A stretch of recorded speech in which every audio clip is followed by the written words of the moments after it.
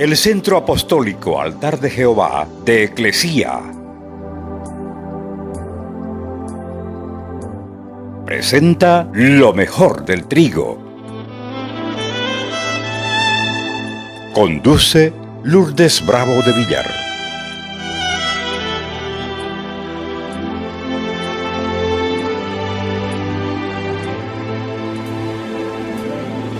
Evangelio de Mateo, capítulo 9, verso 14. Un día se le acercaron los discípulos de Juan y le preguntaron, ¿a quién se acercaron? A Jesús. ¿Cómo es que nosotros y también los fariseos ayunamos, pero no así tus discípulos? Tus discípulos no ayunan. Jesús les contestó, ¿acaso pueden estar de luto, de duelo los invitados, los asistentes, los comensales del novio mientras él está con ellos? Está hablando de una boda. Llegará el día, dijo, en que se les quitará el novio. Y entonces sí ayunarán. Nadie remienda un vestido viejo con un retazo de tela nueva, porque el remiendo fruncirá el vestido y la rotura será peor. Ni tampoco se echa vino nuevo en odres viejos, de hacerlo así, se reventarán los odres. Se derramará el vino y los odres se echarán a perder. Más bien, el vino nuevo se echa en odres nuevos y así ambos, tanto el vino como el odre, se conservan. ¿Quién era Juan el Bautista? Juan Bautista fue un ejemplo de predicador y una muestra permanente y eterna de cómo se debe usar la unción junto con el compromiso, el deber, la responsabilidad de predicar la verdad de la palabra de Dios. Los profetas de Israel quedaron silenciados por 400 años. Quiere decir que en 400 años ellos nunca escucharon un profeta que se levantara diciendo, así dice Jehová o así dice el Señor. Por eso, cuando Juan Bautista, el hijo de Zacarías y Elizabeth, comenzó a predicar, sonaba su voz como una trompeta. Todos los que vivían en el desierto de Judea y sus alrededores, sus almas comenzaron a llenarse de esperanza y la gente iba hasta el Jordán para ser bautizado por Juan, confesando sus pecados. La voz de Juan era un llamado al arrepentimiento, pero al arrepentimiento sincero, porque él no quería bautizarlos si no estaban conscientes de su necesidad de cambio. Todos recordaban al profeta Elías y veían en Juan al profeta, porque Dios había dicho que mandaría, antes de la venida del Señor, mandaría el espíritu de Elías, es decir, un predicador con la misma pasión y amor por el pueblo, para llamarlos al arrepentimiento, como lo hizo Elías en toda su vida, especialmente en el Monte Carmelo, donde quedó demostrado que Jehová Dios es Dios y a Él debemos servir. La predicación es un llamado a las personas para que enderecen sus caminos, para que se conviertan al Señor, porque el reino de los cielos ya está aquí.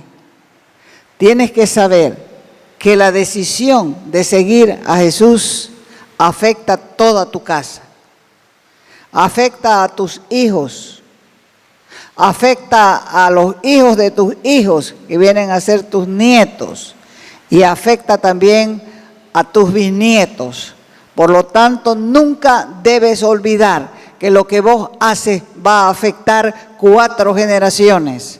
Por lo tanto, es de sabios escuchar la voz de Dios cuando Él nos está llamando. Cuando Juan predicaba, tenía 2 propósitos en su mente. El primero era hacer que la gente se arrepintiera de sus pecados, estuviera consciente que había pecado contra Dios, que se había separado de Él. Y la segunda era que se preparara para recibir al Rey Jesús. Juan hizo bien su trabajo, porque él no decía yo soy el importante Juan que vengo de precursor del Mesías. No, él más bien dijo bien claro, yo no soy el Cristo, no soy el Cristo. Después de mí viene uno a quien no soy digno de desatar las correas de sus sandalias. Por eso cuando Juan murió y comenzó su ministerio, el Señor Jesús, los discípulos de Juan siguieron al Cordero de Dios que quita el pecado del mundo, como se los había presentado Juan. Un día pasaba Jesús y Juan les dijo a sus discípulos, he ahí el Cordero de Dios que quita los pecados del mundo. Así que cuando Juan murió, ellos siguieron a Jesús. Pero en esta ocasión dice la Escritura que fueron los discípulos de Juan que se acercaron a Jesús para hacerles varias preguntas que ellos mismos no estaban entendiendo acerca del ayuno. Los fariseos ayunaban 2 veces a la semana, pero de forma religiosa.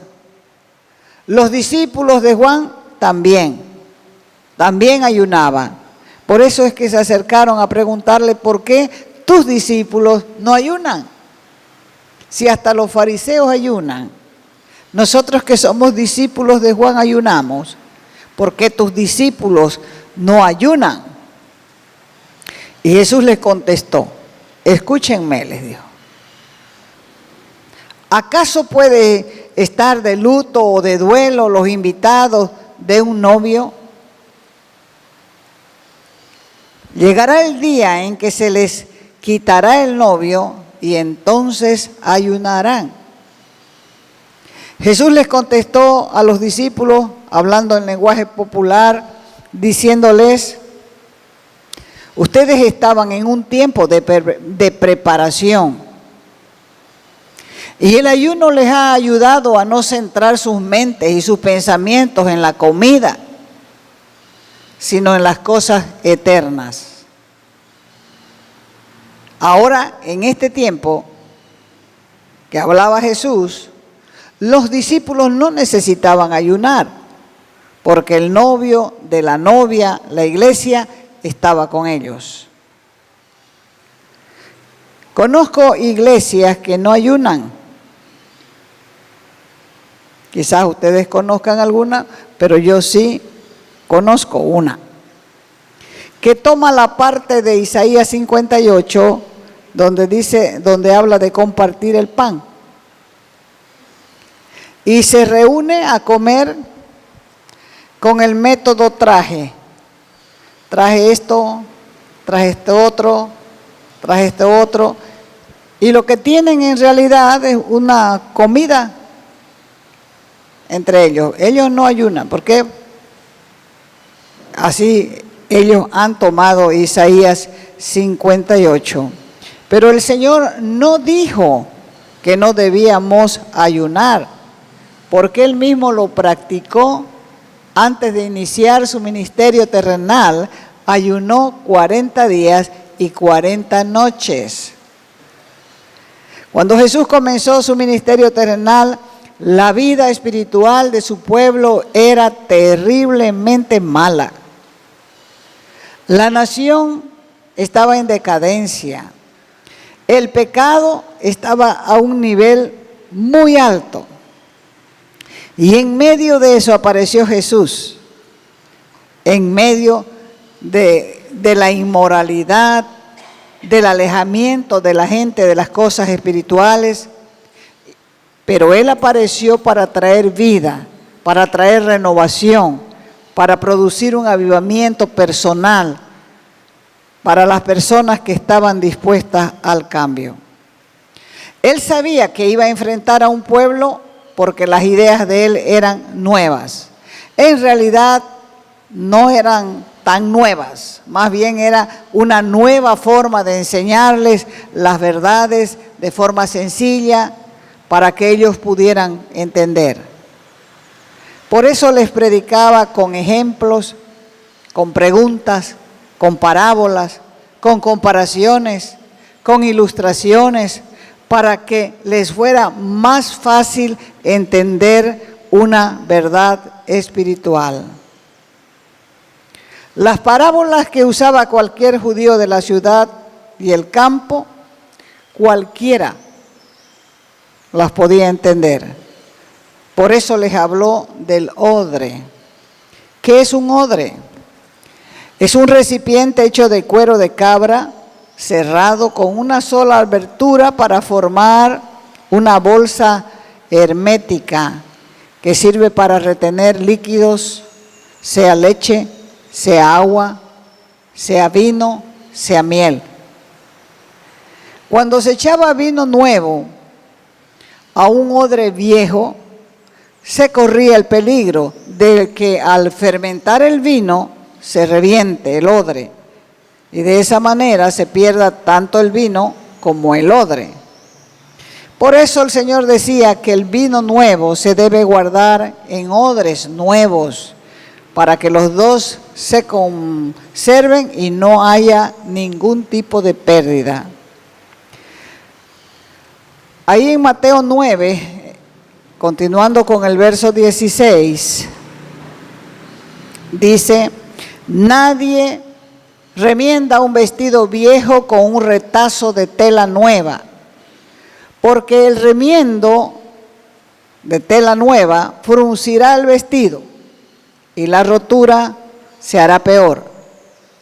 Ni tampoco, dijo el Señor, se ponen o se echa vino nuevo en odres viejos. De hacerlo así, se reventarán los odres, se derramará el vino, los odres se echarán a perder. Más bien, el vino nuevo se echa en odres nuevos y así ambos se conservan. ¿Qué quiere decir odres nuevos y qué quiere decir odres viejos?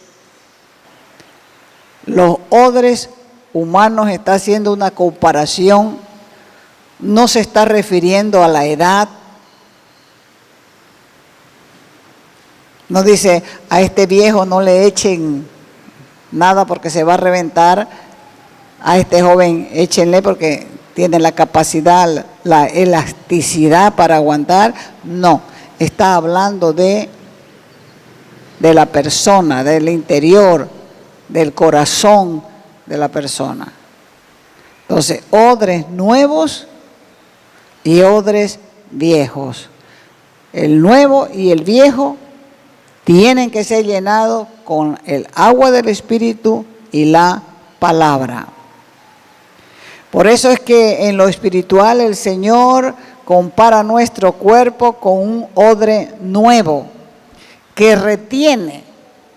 Un odre nuevo puede retener la palabra de Dios y su Espíritu, con el propósito de que los dos se conserven.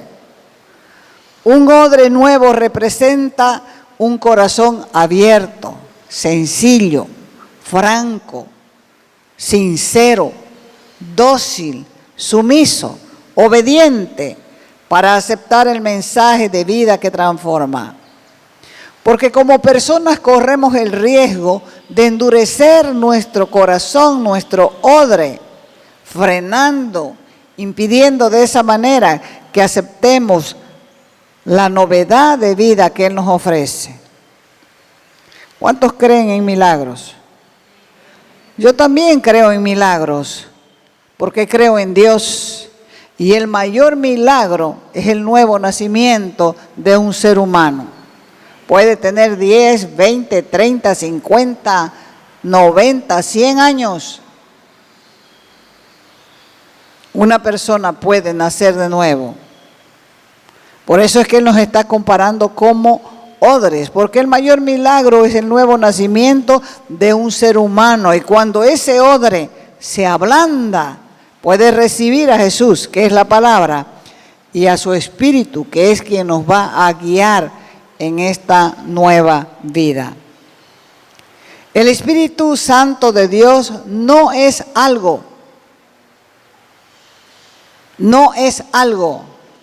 es alguien, es una persona que nos va a ayudar a caminar en la fe. Jesús vino al mundo que Él mismo hizo, y vino con una explicación clara de su plan de redención para el pueblo de Israel y también para la humanidad entera. Pero fue rechazado desde su llegada hasta su partida. Por eso dice la Escritura, a los suyos vino y los suyos no le recibieron.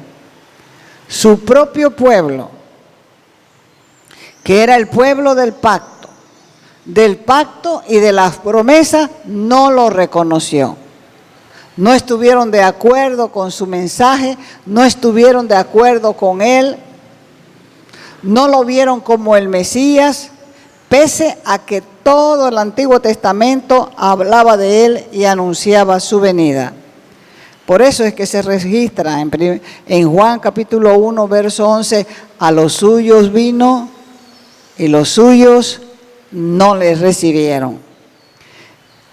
Este nuevo mover de Dios encontró a su pueblo como un odre envejecido, un odre endurecido. Le faltaba el aceite del Espíritu, y todos sabemos la importancia que tiene el Espíritu Santo en la iglesia. Inclusive la entrada de Jesús a la humanidad fue por obra del Espíritu Santo. La resurrección fue por obra del Espíritu Santo. ¿Dónde estaríamos nosotros si el Espíritu Santo, el Espíritu de Dios, no nos hubiera tocado? Él fue quien nos guió a Cristo. Él nos convenció de pecado, de justicia, de juicio, y nos llevó a la cruz para mirar a aquel que murió por nuestros pecados. El ángel que se le apareció a María, la madre del Salvador, le dijo: el Espíritu Santo vendrá sobre ti y el poder del Altísimo te cubrirá con su sombra, por lo cual también el santo ser que nacerá será llamado Hijo de Dios. El Espíritu Santo es clave en el surgimiento del mover de Dios en la humanidad, ayer, hoy y por los siglos. Dios tiene que refregar, frotar la vida, nuestras vidas, para poder introducir lo nuevo. Fíjese cómo habla la historia en la Escritura. Él comenzó refregando y frotando la vida estéril de Elizabeth, para que de su vientre naciera el más grande de los profetas, Juan el Bautista, que fue el precursor del Mesías.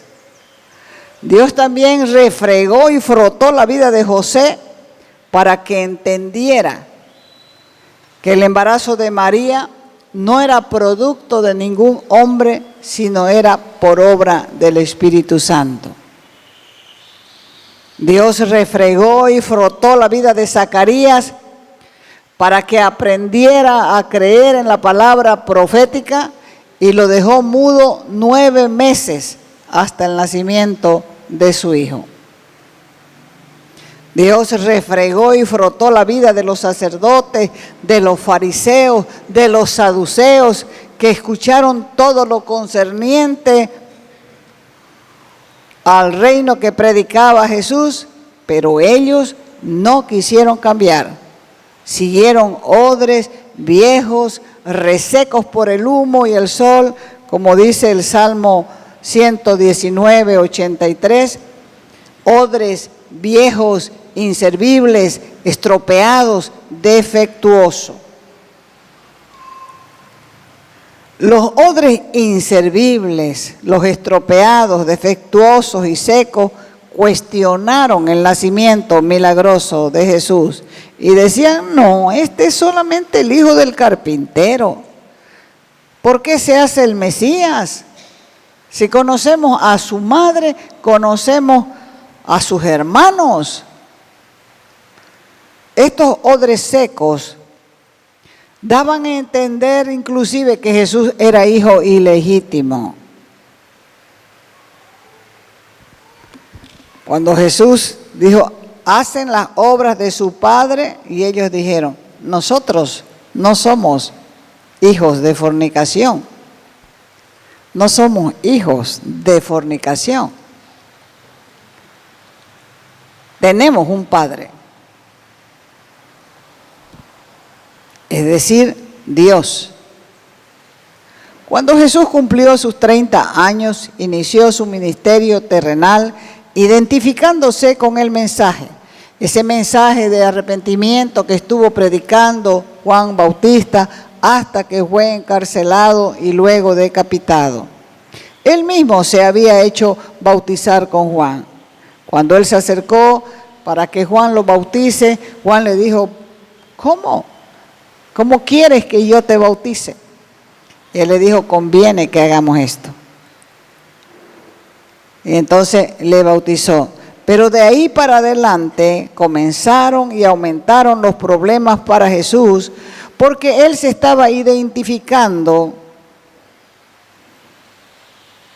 como el Mesías y además estaba avergonzando a los líderes religiosos y a los líderes políticos, diciéndoles generación de víboras, lo mismo que les había dicho Juan el Bautista antes de ser decapitado.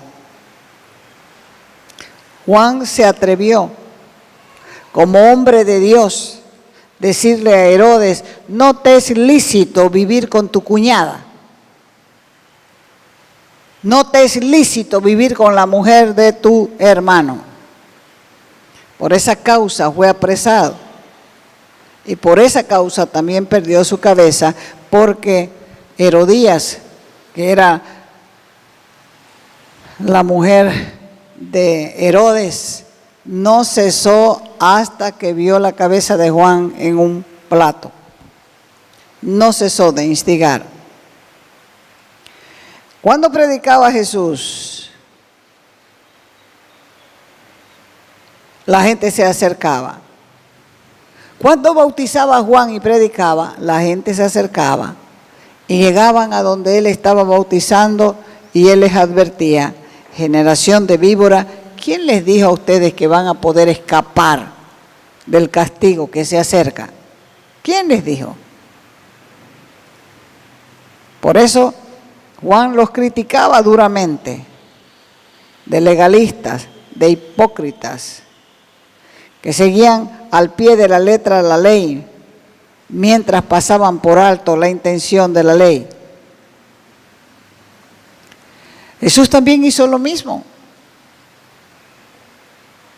Criticó a los saduceos por usar la religión para favorecer su posición, su visión y su visión política. Después de que Jesús fue bautizado en el Jordán, de ahí para adelante, el Espíritu Santo empezó a actuar, a moverse poderosamente en su vida. La pregunta es, ¿qué tienen que ver los odres con todo esto? Los odres viejos representan lo tradicional, lo acostumbrado, lo habitual, lo cotidiano. Y nada se mueve más lento que una iglesia que está enredada en tradiciones, en prácticas rutinarias y en sus propias costumbres. El tema aquí era que Jesús traía algo totalmente nuevo, que las mentes tradicionales y acostumbradas a lo cotidiano no podían resistir lo que oían cuando Jesús les hablaba. Porque Él les decía, oyeron que fue dicho. En otras palabras les decía, esto les fue dicho. Pero esto que les fue dicho, lo que quiere decir es esto. Entonces ellos tenían su cabeza llena de lo que le habían dicho. Y Jesús venía con cosas nuevas a mover todo lo que le habían dicho, lo que le habían enseñado. Y lo nuevo chocaba con la tradición. No querían aceptarlo. Porque la mente muchas veces se atrofia y pierde flexibilidad para captar, para absorber, para recibir las cosas nuevas. Dios no es un Dios de costumbre. Siempre ha actuado en la historia de la humanidad como Él quiere, de manera distinta a lo que el hombre piensa, a lo que el hombre cree. La salvación que Dios nos da no es tristeza, sino es gozo, es paz y alegría en el espíritu. ¿Por qué? Porque va produciendo renovación continua y permanente. Si no tienes esto en tu vida, vos tienes que examinarte cada día. Nosotros somos llamados también a presentar un Cristo diferente. Nosotros somos llamados a ser testigos. Y un testigo es alguien que conoce de primera mano algo. Si no conocemos de primera mano a Dios, ¿cómo vamos a poder ser testigos? Es por eso que Dios siempre nos está mostrando, nos está llamando, nos está enseñando, nos está hablando a través de su Espíritu, que es el que trae la voluntad de Dios para los hombres. Con los problemas del mundo la gente dice, pero ¿por qué Dios permite eso? ¿Por qué Dios permite eso otro? ¿Por qué Dios permite? Esas cosas pasan porque la gente vive alejada de Dios. ¿Hasta cuándo vamos a culpar a Dios de nuestras malas elecciones? De nuestras malas decisiones. Debemos dejar de culpar a Dios por lo que nosotros hacemos. Y debemos comenzar a creerle a Él, porque Él es bueno. Y su voluntad para los hombres también es buena, es agradable y es perfecta. La palabra buena voluntad quiere decir que no es corrupta la voluntad de Dios para el hombre, que es excelente, que es honorable, que es benigna, que es agradable, que es distinguida, que es placentera. Esa es la voluntad de Dios para el hombre. No es escasa tampoco, no es miserable. Por eso es que Dios está tratando con cada uno de nosotros, y a medida que nos vamos despojando del peso y del pecado, nos sentimos más libres. Y nuestra vida se torna más liviana y agradable. Dios está tratando con nosotros, tratando y tratando día a día. Entonces nosotros debemos ser lo suficientemente sabios y aprender a escuchar a Dios a través de su palabra, a través de su Espíritu Santo, porque Él lo que quiere es ayudarnos y hacernos entender que su voluntad es buena, agradable y perfecta. Te invitamos a nuestras conferencias los días viernes y sábados a las 20 horas y los domingos a las 10 de la mañana y a las 20 horas. calle Nicolás Suárez, esquina Félix Pinto.